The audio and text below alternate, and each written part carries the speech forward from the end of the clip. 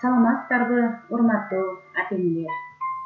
Бүгүнкү ата-энелер мектебинде сиздер менен номер 25 Алмалы орто мектебинин тарых мугалими Абдиева Динара эжекеңиздер болмокчу.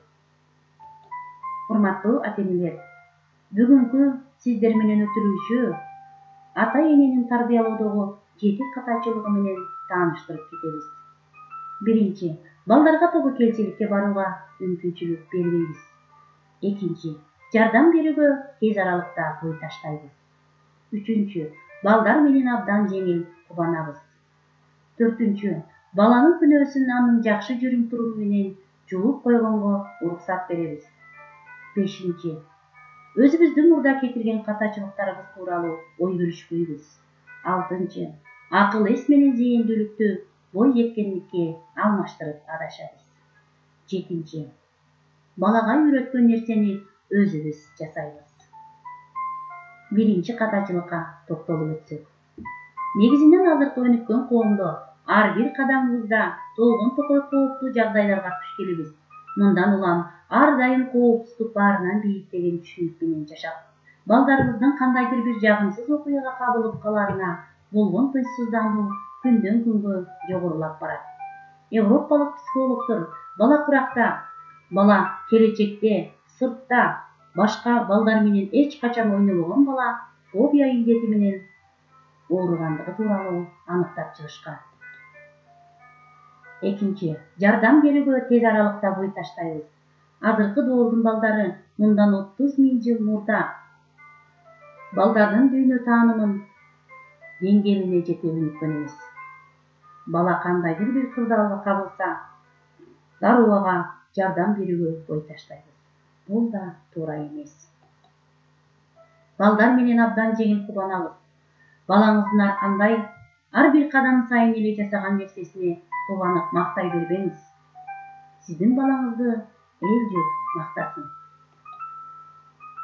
Баланын күнөөсүн анын жакшы жүрүм туруму менен жууп койгонго уруксат беребиз.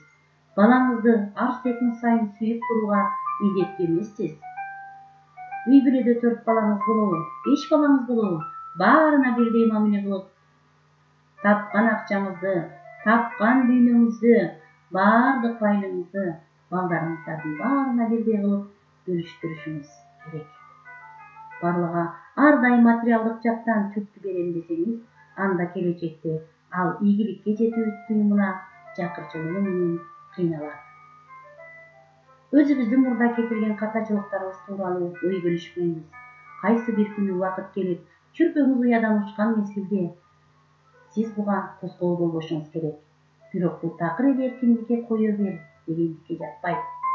Эс тартып калган балага өзүбүздүн буга чейинки кетирген кемчиликтерибиз, башыбыздан өткөн кыйынчылык окуяларыбыз тууралуу талкуулап айтып берүүбүз керек. Акыл эс менен зээндүүлүктү бой жеткендикке алмаштырып адашабыз. Акыл эс көпчүлүк учурда баланын жетилген курагында ченем катары колдонулуп келет. Жыйынтыгында ата-энелер акылдуу баласы чыныгы жашоого даяр деп адашып түшүнүп алышат. Канчалаган илимдүү, илимпоз адамдар да ар кандай жашоодо кыйынчылыкка туш болушкан. Ошондуктан баланын ар дайым эле ар жактан таланттуу деп эсептей бербеңиз. Эгер алардан сиздин балаңызга караганда алдыга кеткен айырмачылык болсо, анда балким балага тоскоолдук жасап жаткандырсыз. Балага үйрөткөн нерсени өзүбүз жасайбыз. Ата-энелер, балдарыңа тарбия берүүдөн алдын биринчи кезекте өздөрүн үлгү катары көргөзө алышы керек. Анткени сиздин ар бир жасаган кыймылыңызды, мамилеңизди, өзүңүздү кандай алып жүргөндүгүңүз чүрпөңүз ар дайым байкоого алып турат. Ошондуктан өзүңүз үлгү катары көрсөтө албаган нерсени баладан талап кыла албайсыз. Урматтуу ата-эне, өзүбүз үлгүлүү үй бүлө болсок гана, балдарыбыз үлгүлүү тарбияланат. Урматтуу ата-эне, балдарыбыздын келечекте туура багыт алуусу жана мыкты инсан болуп калыптануусу үчүн илим, билим жана туура тарбия берүү зарыл. Канаттуулганын эки канаты кандай кызмат кылса, инсанга илим жана тарбия так ошондой зарыл. Илим бул адам баласынын аң сезимин өстүрүп ар кандай кесип ээси болгонго жана бул жашоодо башкалардан кем болбой өз оокатын таап жегенге мүмкүнчүлүк берет. Ал эми тарбия бул инсандын адегин жакшыртып, ага жашоодогу эң керектүү адамгерчиликтүү сапаттарга үйрөтөт. Ал эми туура тарбия берүү айрым ата-энелерге балаңызга кандай тарбия берип жатасыз деп суроо узатсаң, мен баламды эч нерседен кем кылган жокмун. Курсагы ток, кийими бүтүн, үстүндө үйү жана астында машинасы бар деген жоопту угуп келебиз. Бирок биз балдарыбызга жашоодогу муктаждыктарын чечип берип, тарбия берүүнү унутта калтырып жатабыз. Урматтуу ата-эне, баланы тарбиялоодо биз өлкөбүздүн келечегине чоң салым кошуп жаткандыгыбызды унутпайлы. Себеби данышмандар кайсы элдин жаштары тарбиялуу жана күчтүү болсо, ошол элдин келечеги кең деп айтып келишкен. Ата-эне, мектеп, чөйрө балдарга тарбияны берет. Баланы тарбиялоодо 3 нерсени эч качан унутпайлы. Сабырдуулук, чынчылдык, кайрымдуулук.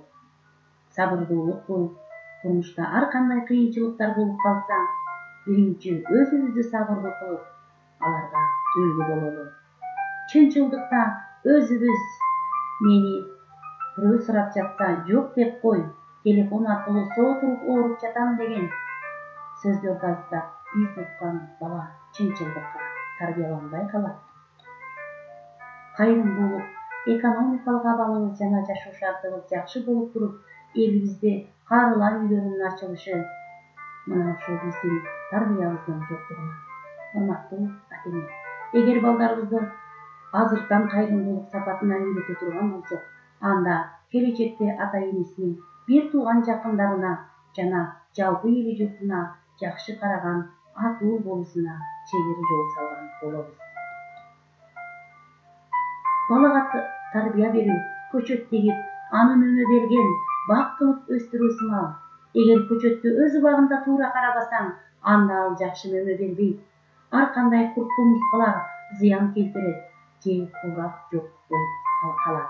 Мына ошондуктан, урматтуу ата-энелер, балага туура тарбияны берип, улуу ойчул, улуу инсандарыбыздын улуу сөздөрүнө кулак түшүп, тарбияны туура берели.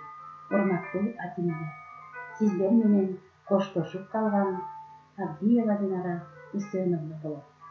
Сиздер менен сак саламатта көрүшөлү.